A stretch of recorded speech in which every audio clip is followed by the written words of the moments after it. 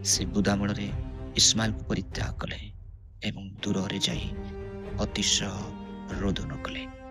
ଆଉ ସେ ସମୟରେ ପରମେଶ୍ୱର ହାଗାରଙ୍କ ସହିତ ଦୂତଙ୍କ ଦ୍ୱାରା କଥା ହେଲେ ଆଉ ସଜଳ କୂପ ଦେଖାଇଲେ। ଆଉ ସେ କୂପରୁ ଜଳ ନେଇ ସେ ଆପଣା ପୁତ୍ରଙ୍କୁ ପାନ କରାନ୍ତି।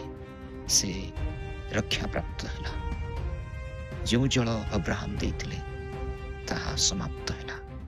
ମନୁଷ୍ୟ ଆପଣଙ୍କୁ ଯେଉଁ ସାହାଯ୍ୟ କରିବେ ତାହା ଅଳ୍ପ ସମୟ ପରେ ସରିଯିବ, କିନ୍ତୁ ପରମେଶ୍ୱର ଯେଉଁ ଜଳର ନିର୍ଝର ଫିଟାଇବେ, ଯେଉଁ ଜଳକୂପ ଦେଖାଇବେ ତାହା ସମାପ୍ତ ହବ ନାହିଁ, ବରଂ ତାହା ନିର୍ଝର ତୁଲ୍ୟ ଝରିବ। ଅବ୍ରାହମ କିଛି ଦୂର ବାଟ ସେମାନଙ୍କୁ ବିଦା କରିବା ପାଇଁ ଆସିଥାଇପାରନ୍ତି, ବାକି ବାଟ ପରମେଶ୍ୱର ସେମାନଙ୍କର ସଙ୍ଗରେ ଚାଲିଲେ ଆଉ ସେ ପ୍ରାନ୍ତରରେ ପଥ ପ୍ରସ୍ତୁତ କଲେ। ପ୍ରାନ୍ତର ବା ମରୁଭୂମିରେ ଜଳର ନିର୍ଝର ଫିଟାଇଲେ।